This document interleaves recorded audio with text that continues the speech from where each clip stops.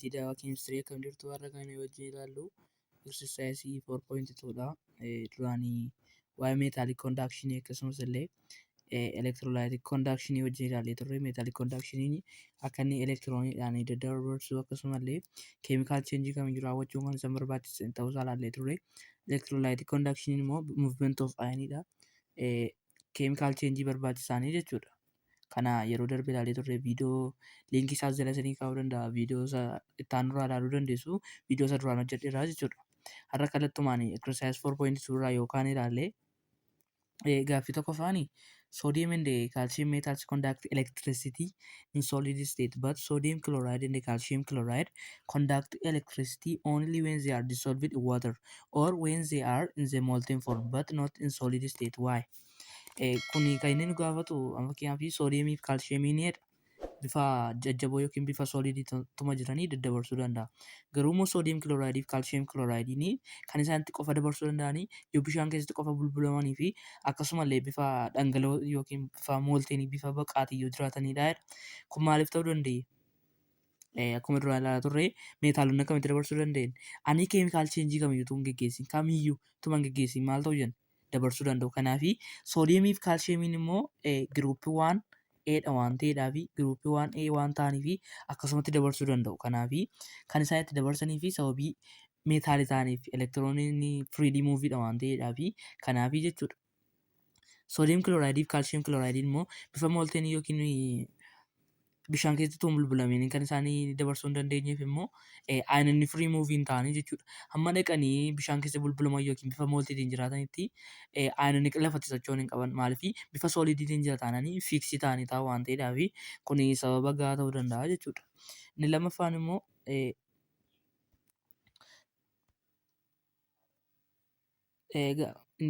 akkas jedha. Why are solution of strong electrolytes better conductors of electricity than weak electrolytes? Kun kan inni jechuu barbaade kan strong electrolyte maaliif weak electrolyte caalaa conductors ta'anii kun beekamaadha. Ionizii ta'uu jechuudha warri strongiin guutummaan guutuutti. Fakkeenyaaf soodiyem kilooraayidii bishaan keessatti bulbulame yoo ta'e soodiyemii plus kilooriiniin negatiiviidha waan chaarjii negatiivii qabdi waan ta'eedhaaf guutummaadhaan guututti ayinonni achi keessa jiru maal ta'u ayinaayiz ta'uu jechuudha. Kanaaf strongiin kanaan isarraa adda ta'uu danda'a. Guutummaatti gaafa ta'u immoo ayinonni carraa baay'ee argachuu qabna. Piroodaaktii keessatti waan ta'u hin jiru waan ta'eedhaaf guutummaan guututti maal ta'uu danda'u jechuudha. Guutummaan guututti dhaqanii chaarjoonni firiilii muuvii godhuu jechuudha. Kanaaf caalanii jechuudha. Inni sadaffaan immoo which of the following substances are capable of conducting electricity? Give reason for your answer. Kanneen armaan gadii keessaa kan electricity conductii gochuu danda'u kamidha? Inni jalqabaa aayiraniidha. Aayiraniin dabarsuu danda'a. Eeyyisuu ni danda'a. Maaliif meetaaliidha waan ta'eedhaaf meetaaliin kun immoo wantoota naannoo keessa hin jirre fakkeenyaaf sibiiluma yoo fudhattanii albeewwan garaagaraa yoo fudhattanii dabarsuu danda'u waan ta'eedhaaf aayiraniin kun salphaatti dabarsuu danda'a. Salfariin dabarsuu danda'a hin danda'u. Maaliif nammeetaaliidha jechuudha. Nammeetaalota keessaa yeroo darbe kan ilaallee turre kan dabarsu maalidha jenna? Koomentii naan godhaa kana. Inni kan biraan immoo caalaa jechuudha. Caalaan immoo maalidha? Solid soodiyem kilooraayid. Soodiyem kilooraayidii soolidiitti dabarsaa jedha. Silaa gaaffii tokkoffaa irratti ilaallee turre kun dabarsuu hin danda'u. Maaliif ayinonni firiilii muuviin godhanii waan ta'eef. Inni kan biraan immoo moolteen kaalshiyeem kilooraayididha. Bifa mooltiitiin dabarsuu danda'a waan ta'eef kanaaf kun dabarsuu danda'a jechuudha.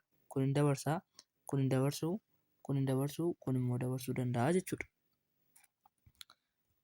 Kanaaf irra deebitanii ilaaluu dandeessu. Amma kan ilaallu elektirolaayitii fi nan elektirolaayitii ilaallaa. Salphaamatti elektirolaayitii jechuun dabarsoo warri ta'anidha. Nan elektirolaayitiin immoo warri dabarsoo hin ta'anidha jechuudha. Gaafa all solids that dissolve in water fall into one of two categories. Wantoota amma gaditti ilaallu kana keessaa wantoota bishaan keessatti bulbulaman kamiyyuu soliitonni kamiyyuu bishaanni yuunivarsaalii solventii akka ta'e beekamaadha waan ta'eedhaaf wantoonni kamiyyuu maalidha jechuudha. Bishaan keessatti gaafa bulbulamanii elektirolaayitii yookiin immoo nan elektirolaayitii ta'uu jechuudha. Elektirolaayitii irraa gaafa kaanu elektirolaayit is a substance that when dissolved in water results in a solution that can conduct electricity. akkuma isiniin jedhe dabarsuudha waan ta'eef elektiroolaayitiin jechuudha wanta kam sabistaansii kan ta'e gaafa bishaan keessatti bulbulamu maaludha jechuudha.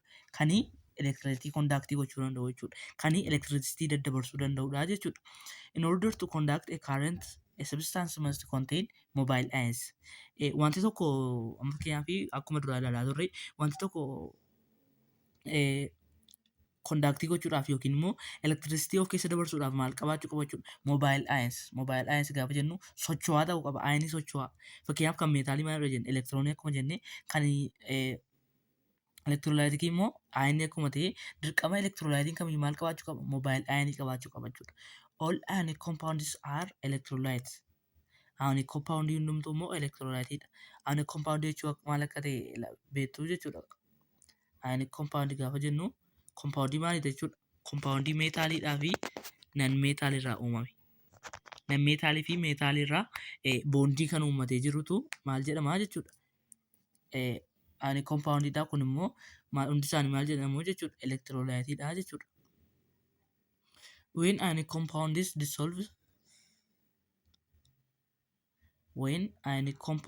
dissolve they dissociate, break apart into ions, which are then able to conduct a current. Kanaaf akkuma asirra jenne hundi isaanii elektiroolaayitiidha waan ta'eef ionic compounding gaafa bishaan keessatti dissolve ta'u maal ta'u jechuudha? Break apart, dissociate. San sila siniin jedhee maal ta'u jechuudha? Ionized ta'u jechuun koo break apart bakka garagaraatti caccabu jechuudha. Ayinii isaaniitti babba'u jechuudha. Ayinii isaanii fakkeenyaaf soodiyeem kilooraayidii kana yoo fudhanne bishaan keessatti gaafa fudhatamu sila fakkeenya sadii fudhadheen ture soodiyeemidhaa fi kilooriiniitti ba'a jechuudha. Kilooriin ayiniidhaa fi soodiyeem ayiniitti ba'a.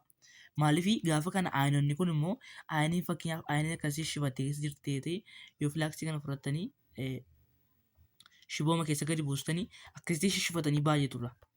Akkasitti shishifatanii freely moving jechuudha. Salphaatti socho'uu danda'u jechuudha.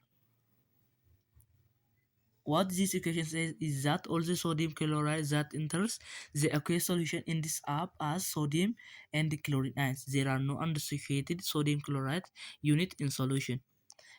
Kuni akkuma foormulaa kanarraa argaa jirrutti soodiyeem kilooraaydiin bishaan keessatti bulbulame kamiyyuu bu'aan isaa maal ta'a jechuudha? Soodiyeemidhaa fi kilooriinii ayinii ta'a jechuudha. There are no undissociated sodium chloride units. Unitii tokko jechuun unitii akkasii tokko la tuqaasee kana tokko waa'ee moolikuulii beektu ayinii seenaa akkasii tokko kan as keessatti haftee hin jirtu jechuudha. Kan piroodaaktii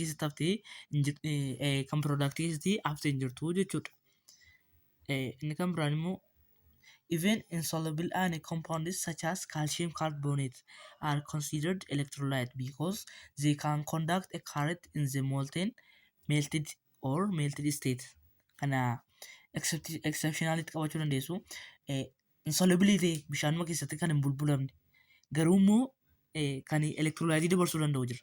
Calcium carbonate kun maal ionic compound jedhamni ionic compound sababii ta'eef ionic compound matee immoo utuu bishaan keessatti hin bulbulameenii akkasumatti immoo bifa meeltiitii ta'anii dabarsuu kan danda'u keessaa calcium carbonate.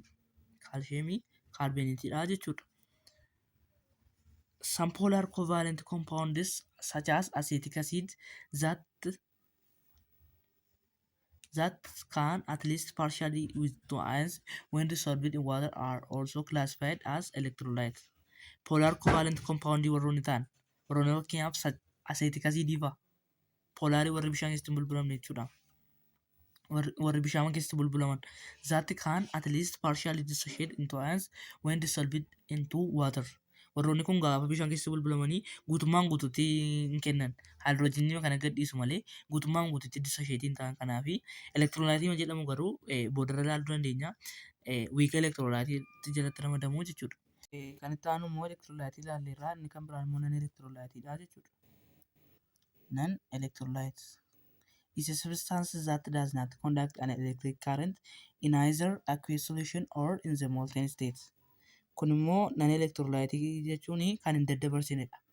Bifa bishaan keessatti bulbulamees haa ta'u meeltii yookiin immoo bifa baqaatiin yoo ta'es kan dabarsuu hin dandeenyedha jechuudha. Faallaa masa sanaatti qabachuu dandeessu. Most polar covalent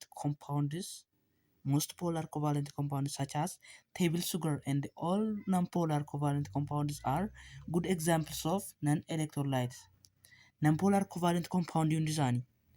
Non-polarii jechuun fakkeenyaaf miteenii fa'aa fudhachuu dandeessu. Haayidrookaarboonota baay'ee isaanii non-polaaridha jechuudha. Sugariis illee akkasuma yoo fudhattanii nan elektiroolaayitiidha. Maaliif bishaan keessatti bulbulamanii akkasumas illee bifa baqaniis taa'uu waan hin dandeenyee fi dabarsuu hin danda'anii jechuudha. When these compounds dissolve in water, they did not produce ions. Gaafa bishaan keessatti bulbulaman jarreen kuni ayinii yookiin immoo mooliikilii fayyaa isaanii ta'a malee undissociated yookiin immoo break apart hin caccabanii jechuudha. An equation can still be written that simply shows the solid going into solution without dissociating into ions. For example, the process of dissolving sucrose in water can be written as follows. Kun akkuma jedhu still be written. Bifa salphaadhaan illee barreessuu dandeenya. Maal jechuudha bishaan keessatti gaafa bulbulamu isuma ta'a jechuudha. Dhaqeema akkuweesii ta'a malee isuma soolidii turetu akkuweesii ta'a malee isuma kanatu akkuweesii ta'a malee isuma san jijjiiramu waan tokko maaliif mooliikuloonni caccaban hin jiran. Fakkeenyaaf kun oola akka kanatti yoo fudhattanii ilaaltanii filaaskii kana yoo fudhattanii ilaaltanii kun oola as keessatti ilaaluu dandeessu. As keessatti maal jechuudha hin caccabne break into apart hin taane. Kanaafi tokkoonsee maal jechuudha tokkoonsee individuaalii mooliikulee jedhamti. Tokkoonsee suni akkuma fayyaatti jirti jechuudha. Kanaaf gaaffii qabda illee koomentii gochuu dandeessu. Doggorii yoo jiraates koomentii gochuu dandeessu jechuudha.